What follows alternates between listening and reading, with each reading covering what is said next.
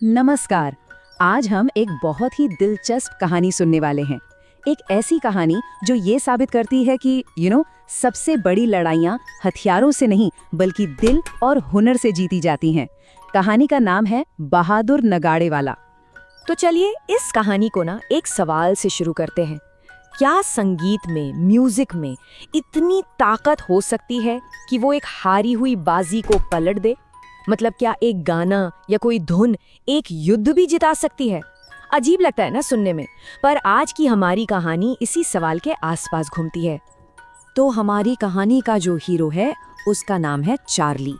अब चार्ली का परिवार तो था म्यूजिशियंस का, लेकिन उसका अपना सपना वो अपने परिवार की उम्मीदों से बिल्कुल हटकर था। संगीत तो आप कह सकते हैं चार्ली की रगों में दौड़ता था। विरासत में जो मिला था वो सिर्फ अपने पापा की तरह बढ़िया नगाड़ा ही नहीं बजाता था, बल्कि उसकी आवाज में भी एक अलग ही जादू था।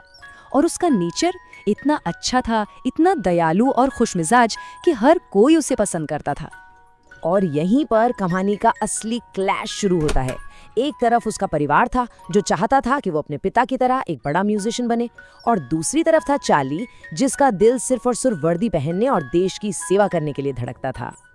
अब कहानी एक बहुत ही इमोशनल, एक बहुत ही भावुक मोड़ लेती है।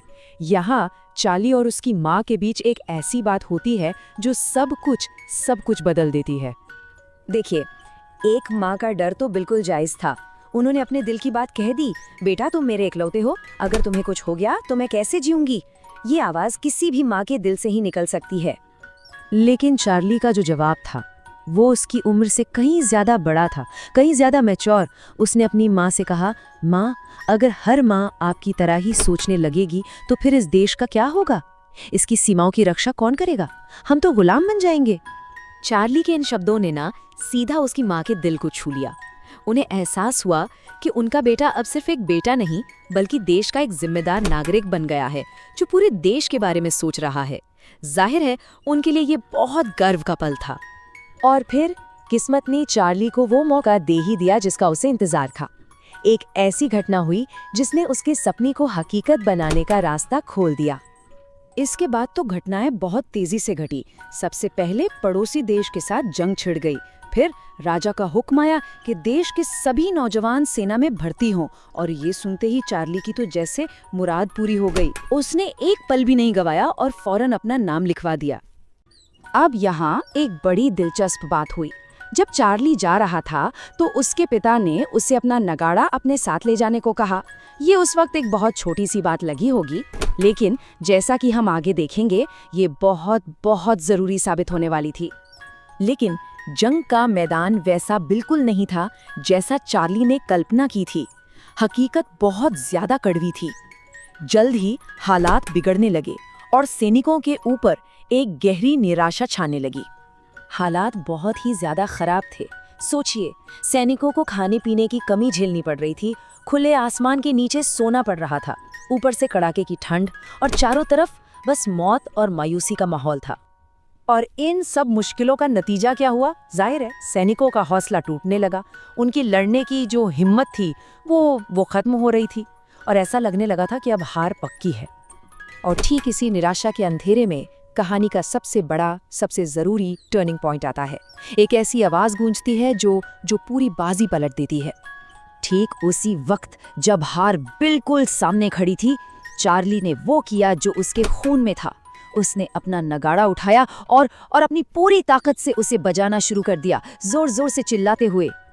नगाड़े की उस गूंज के साथ उसकी आवाज भी गूंजी, साथियों, हिम्मत मत हारो, आगे बढ़ो और दुश्मनों का सफाया कर दो।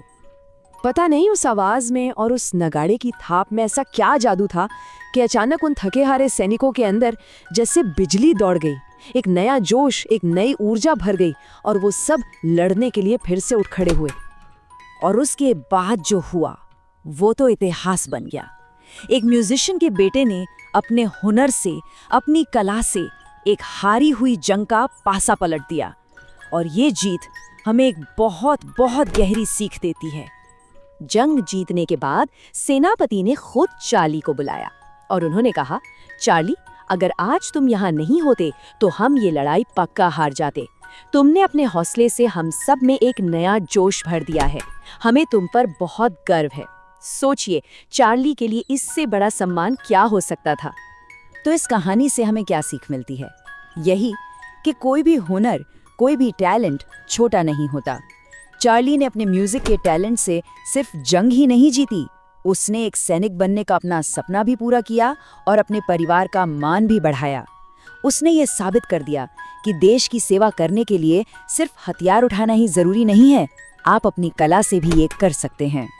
तो ये कहानी हमें एक बहुत ज़रूरी सवाल के साथ छोड़ जाती है। हम सबके अंदर कोई न कोई ख़ास हुनर, कोई अनोखी प्रतिभा होती है। सवाल ये है कि हम अपनी उस प्रतिभा को पहचान कर किसी बड़े अच्छे मकसद के लिए कैसे इस्तेमाल कर सकते हैं। इस पर ज़रूर सोचिएगा।